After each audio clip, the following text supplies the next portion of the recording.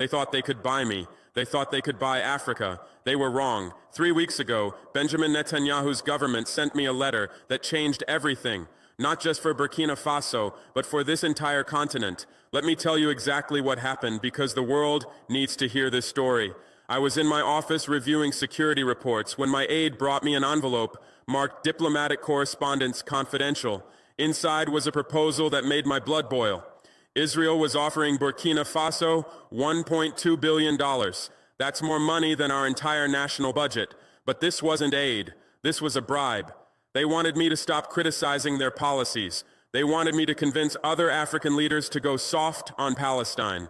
They wanted me to become their spokesperson in the African Union. And here's the part that really shows how desperate they were. They wanted me not to seal and shut down their business operations across Africa.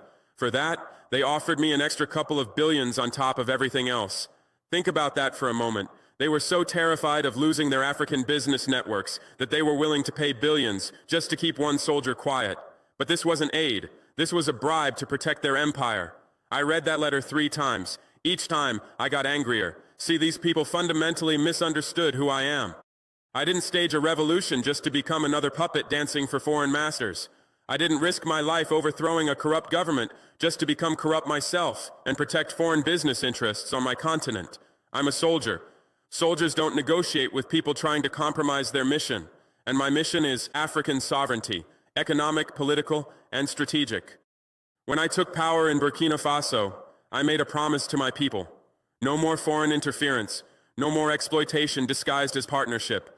No more selling our dignity for temporary comfort. That letter was testing whether I meant what I said.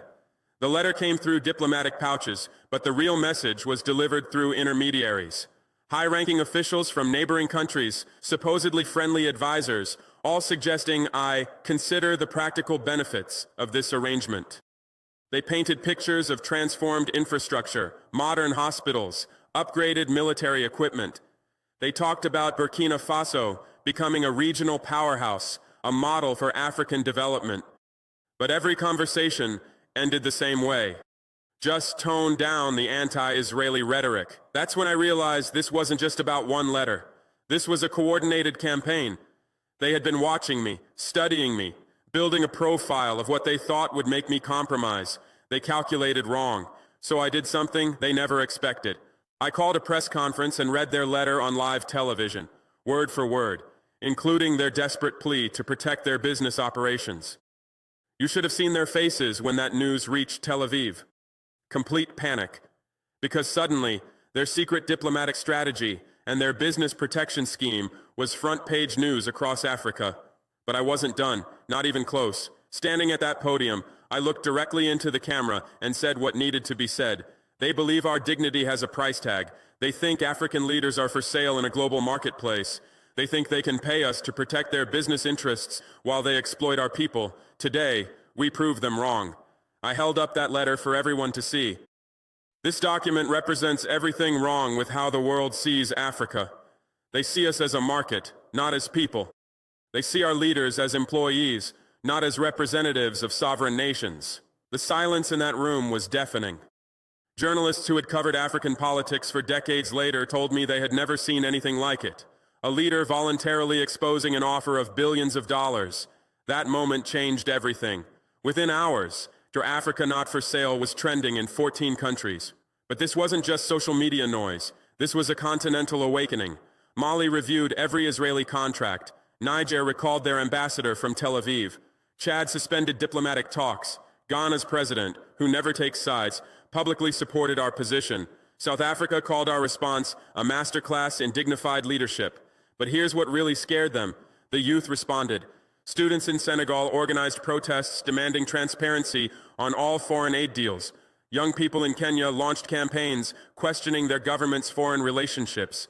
Artists across West Africa created murals celebrating our refusal to be bought and our commitment to protecting African economic interests. University campuses across the continent erupted in solidarity. From Cairo to Cape Town, young Africans were sharing clips of my speech. They weren't just supporting Burkina Faso, they were supporting the idea that Africa could say no. The youth movement that emerged was unlike anything we'd seen before. They called themselves the uncompromised generation. They demanded accountability from every leader, transparency in every deal, and dignity in every international relationship. For the first time in decades, Africa was saying no with one voice. The reaction from international capitals was swift and telling. Netanyahu's team went into full damage control. According to sources in Tel Aviv, the prime minister was furious. He reportedly said, "Traore turned a private agreement into a weapon against us." Good. That was exactly my intention. French diplomats in Paris were scrambling to understand what this meant for their own African relationships. American officials quietly reached out to gauge whether this was an isolated incident or the beginning of something bigger. Chinese representatives, interestingly, stayed silent. They understood what was happening better than the Western powers. They knew that respect, not manipulation, was the future of African relationships. They were right to be worried, because here's what these foreign powers never understood. We're not the same Africa they used to manipulate. We're educated now, connected now. We communicate instantly across borders. When one of us stands up, all of us can see it happen in real time. The old playbook doesn't work anymore. You can't divide us with secret deals. You can't buy our silence with development aid. You can't pay us to protect your business operations while you extract our wealth. You can't treat us like children who don't understand geopolitics. We understand perfectly. We just refuse to play by your rules. The immediate aftermath was chaotic. My security team went on high alert. Foreign intelligence services suddenly became very interested in Burkina Faso. Economic pressure started building, aid delays, trade complications, banking difficulties. But something incredible happened. Other African nations started filling the gaps. Nigeria offered trade deals. Ghana provided banking alternatives. South Africa opened new diplomatic channels. We discovered something powerful. Africa helping Africa works. 3 days after exposing their letter, I addressed university students in Bobo Dioulasso. No prepared speech, no military ceremony, just truth. The auditorium was packed. Students had traveled from across West Africa to hear what I had to say. The energy was electric. I told them, for decades they told us to stay quiet, accept what's given, say thank you when we're ignored, and protect their business interests while our people suffered. But now they come to us because they fear what happens when Africa wakes up. I could see it in their eyes. Recognition, hope, determination. Then I asked them a simple question. Should we go back to silence, or do we speak louder? The answer was deafening. 5,000 students erupted in celebration. That sound? That was the sound of a generation refusing to be silenced or bought. But the students wanted more than just words. They wanted action. What's next? They shouted. How do we build on this? So I told them, we audit every foreign contract. We demand transparency in every deal. We build our own economic networks. We trade with each other first, the world second. We stop exporting raw materials and start building factories. We stop being suppliers and become manufacturers. The crowd went wild, because finally, someone was talking about practical steps, not just inspirational speeches. I continued. We create African development banks. We launch African satellite networks. We build African universities that rival any in the world. We develop African pharmaceutical companies. We establish African technology hubs. Each point brought louder applause. These young people understood that real independence meant economic independence. Since then, everything has changed. Every backroom deal now risks exposure. Every shady offer could be televised tomorrow. Every attempt to divide Africa just unifies us faster than they expected. Every business arrangement that exploits Africa now faces scrutiny. My own cabinet initially had concerns. What if they retaliate? Some asked. What if they cut off existing aid? I told them what I'll tell you now. Any aid that comes with strings attached isn't aid, it's control. Any partnership that requires our silence isn't partnership, it's subjugation. Within a week of my speech, 5 other African leaders called me directly, not through diplomatic channels, personal calls. How do we do what you did? They asked. The answer is simple. You stop being afraid, but fear runs deep. Generations of African leaders were taught to be grateful for foreign attention, to accept whatever terms were offered, to never demand equality. Breaking that psychological colonization is harder than breaking physical chains. Western media tried to spin this as Traore escalates tensions or Burkina Faso risks isolation. But they missed the point entirely. We're not isolated, we're connected. Connected to our people, our values, our future. And that connection is our strength. The business community initially panicked. Stock prices of companies with major African operations dropped. Mining companies, agricultural exporters, tech firms, they all started reassessing their African strategies. But here's what they discovered. We're not anti-business, we're anti-exploitation. Companies that pay fair wages, respect environmental standards, and contribute to local development are welcome.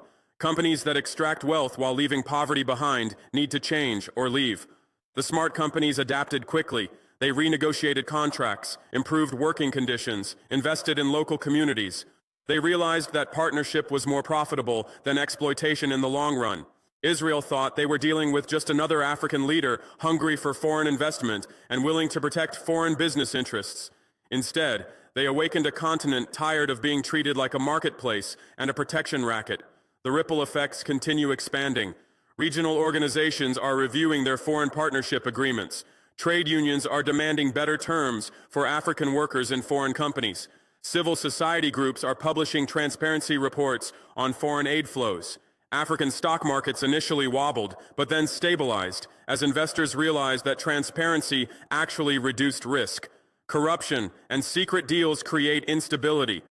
Open, fair agreements create predictable business environments. The message from that letter with billions in bribes was clear. We think you can be bought to protect our interests.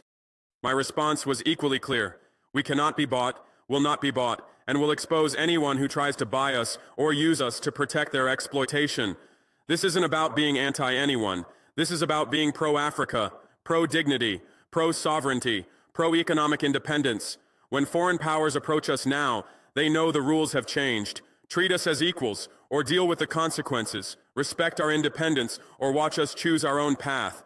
Do honest business, or find another continent to exploit. Because here's the truth, they're just beginning to understand. Africa is not for sale. Our resources are not for plunder. Our leaders are not for purchase. Never was, never will be. And any leader who tries to sell us out will answer to the people of this continent. The transformation isn't just political, it's generational. Young Africans are building tech companies, starting manufacturing businesses, creating art that celebrates African identity. They're not waiting for foreign approval or foreign investment. They're building the future themselves. This is just the beginning. Every day, more African leaders are finding their courage. Every day, more young Africans are demanding accountability. Every day, this continent grows stronger and more economically independent. They wanted to buy one president to protect their empire. Instead, they awakened 1.4 billion Africans to take control of their own destiny. That was their mistake, and our victory. The revolution continues, not with guns but with dignity, not with violence but with truth, not with foreign approval but with African unity, not with protecting foreign business but with building African prosperity. This is Ibrahim Traore, and this is our time. Africa is rising, and we're just getting started.